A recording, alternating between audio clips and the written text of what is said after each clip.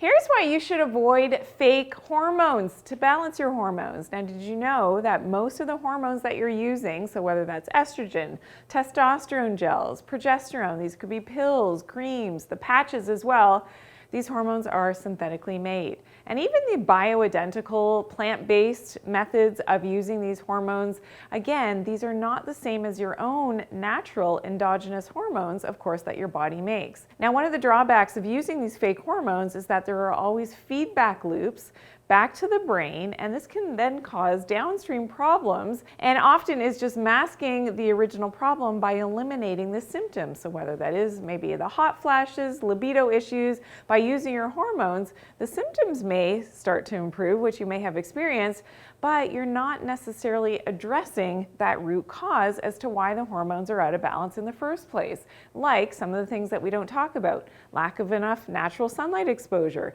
being under artificial lights, having a lot of blue light toxicity from your devices and EMF exposure to your body, which will offset your hormones.